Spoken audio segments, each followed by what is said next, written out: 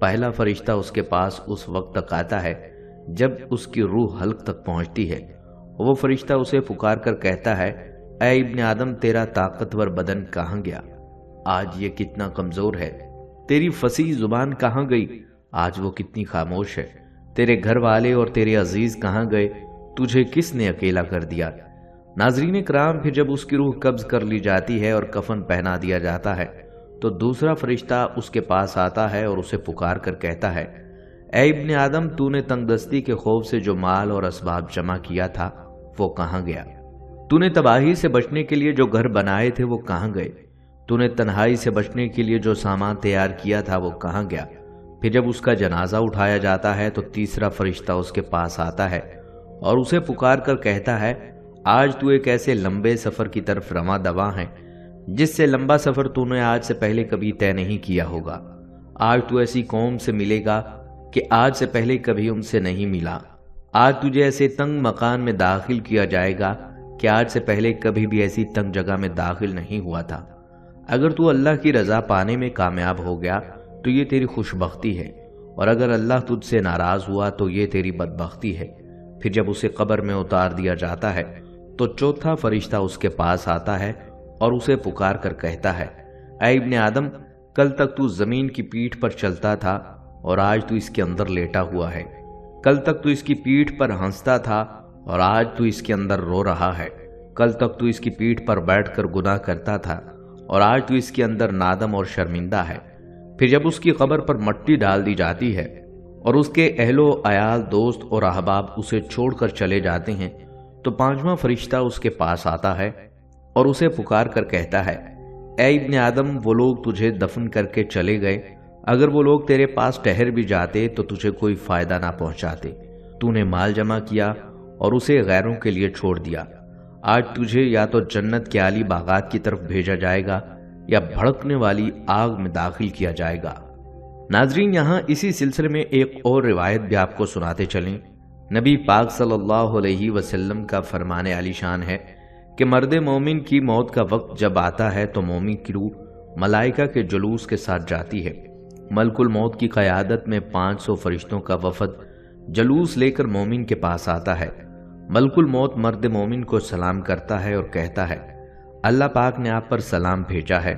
روح قبض کر کے قبر میں نہیں لائی جاتی، ایک ایک آسمان کا دروازہ کھلتا چلا جاتا ہے اور ملائکہ اللہ پاک کے حضور روح کو پیش کرتے ہیں۔ تمام ملائکہ اللہ کو سجدہ کرتے ہیں اور پھر تمام ملائکہ اللہ کے نیک بندے کو اپنے جھرمٹ میں اللہ کے حضور سجدہ ریز کرواتے ہیں۔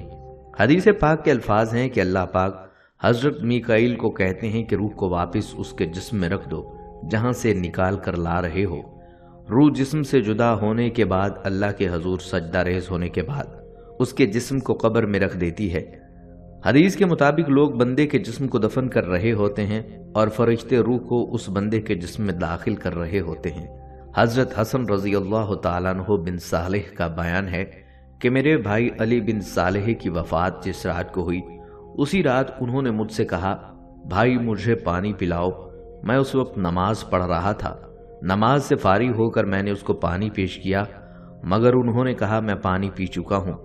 میں نے دوبارہ پانی پینے کو کہا تو انہوں نے پھر وہی جواب دیا کہ میں پانی پی چکا ہوں۔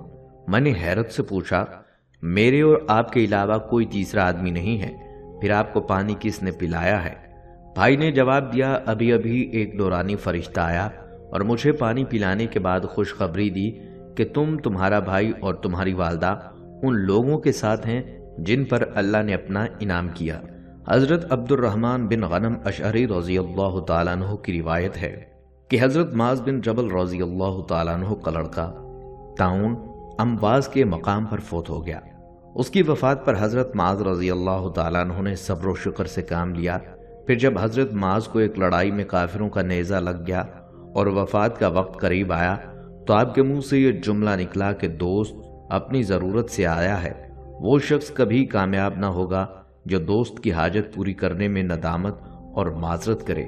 حضرت عبد الرحمن رضی اللہ تعالیٰ عنہ کا بیان ہے کہ میں نے یہ عجیب جملہ سن کر حضرت معاذ سے دریافت کیا، کیا آپ کو کچھ نظر آ رہا ہے؟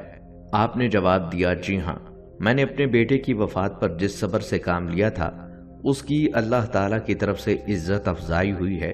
میرے پاس اس وقت میرا بیٹا آیا، اس نے خوشخبری دی کہ رسول اللہ صلی اللہ علیہ وسلم اپنے ساتھ مقرب فرشتوں، شہداء اور صالحین کے ساتھ حضرت معاذ رضی اللہ تعالیٰ عنہ کی روح پر نماز پڑھیں گے، پھر آپ جنت میں لے جائیں گے۔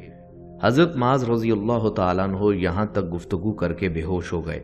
ہم نے دیکھا کہ وہ بے ہوشی کے عالم میں کسی سے مصافحہ کر کے کہہ رہے تھے مرحبا مرحبا، اتنا کہہ کر وہ دنیا سے رخصت ہوئے۔ باروایت ابن عساکر۔